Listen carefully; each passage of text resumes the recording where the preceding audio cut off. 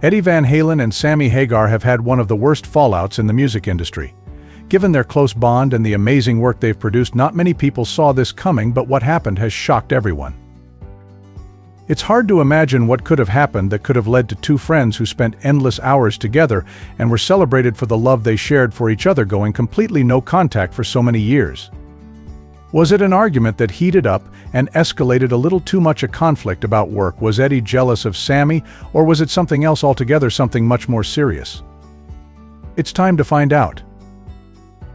Over the years, many disturbing facts about Sammy and Eddie's professional relationship have been released online, but probably the biggest reason behind the popular singer's fallout was because of one person named Michael Anthony. I'm sure you're wondering how this is possible, and there is also a chance that you do not even know who Michiel is.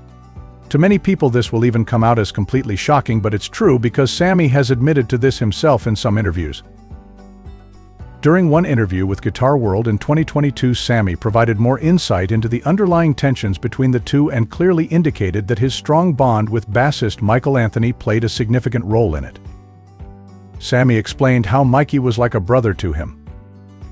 Further, he added that during the early days of Van Halen, Eddie would become jealous because Mike and Sammy would have these deep, meaningful conversations that would often leave Eddie feeling excluded. Even in those early days, Eddie expressed his desire to be a part of their connection, but the bond between Sammy and Anthony seemed to be something that he just couldn't share. Over time, Eddie became increasingly jealous because of this, and things got so bad that the group had to create some distance to ease the tension. Eddie would often express his resentment over Sammy and Michael's bond by getting angry on stage and belittling their closeness. Despite all of this, their special connection remained strong, and in no time it was obvious that the two understood each other like no one else.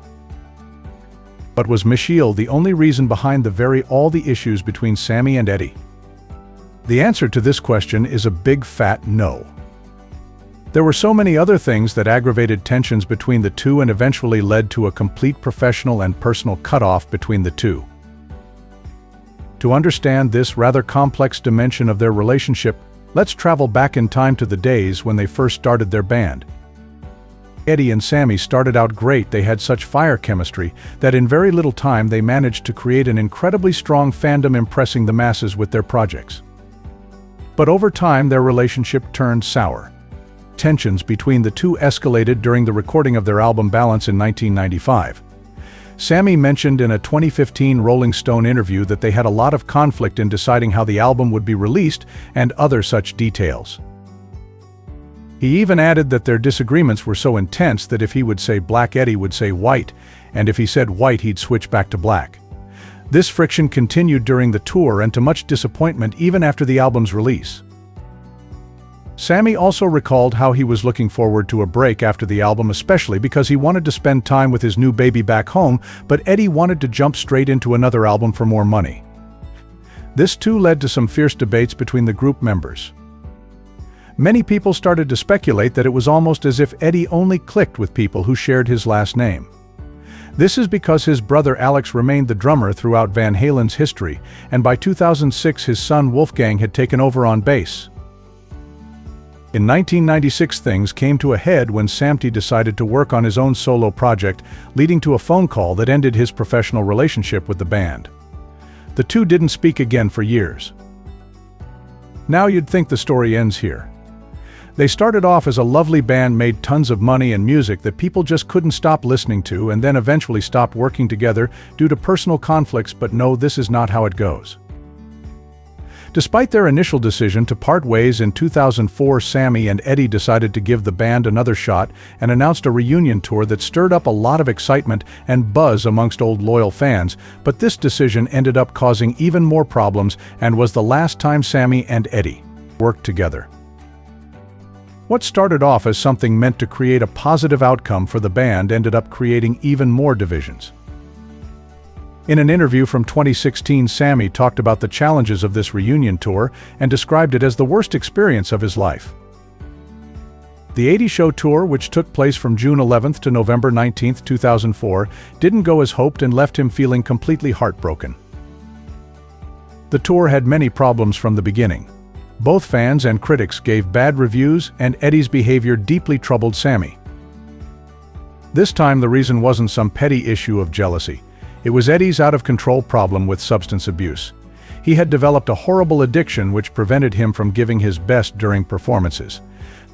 Naturally, Sammy was extremely upset due to Eddie's poor performance during the tour. He couldn't even recognize the Van Halen songs they were playing some nights. After 40 shows, Sammy decided that he was ready to quit because he couldn't stand it anymore and barely recognized the talented guitarist he once knew.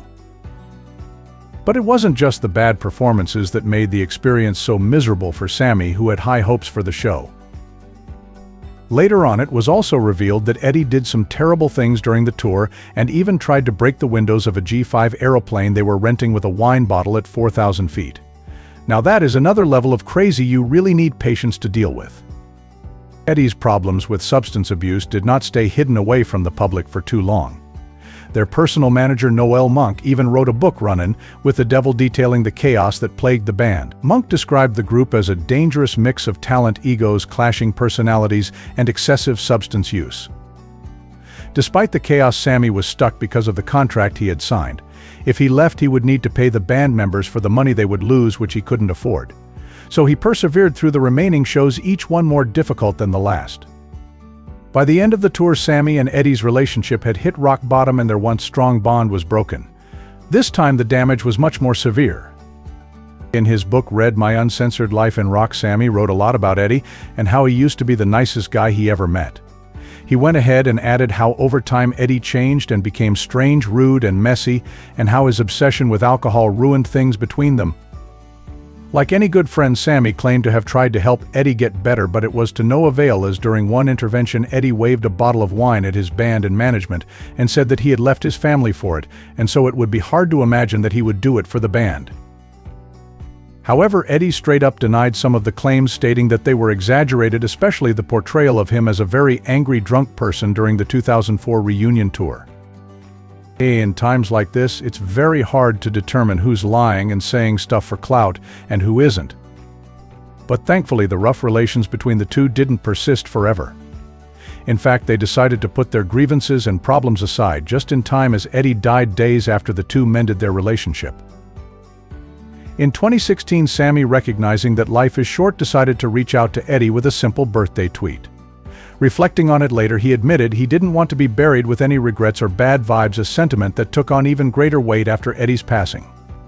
Sammy later even mentioned that he was relieved they had made peace before it was too late. In another recent interview, Sammy discussed how he reconnected with Eddie early in 2020, just months before Eddie's death in October 2020. The two musicians began talking again in January, discussing the possibility of writing new music and planning a major Van Halen tour for 2022.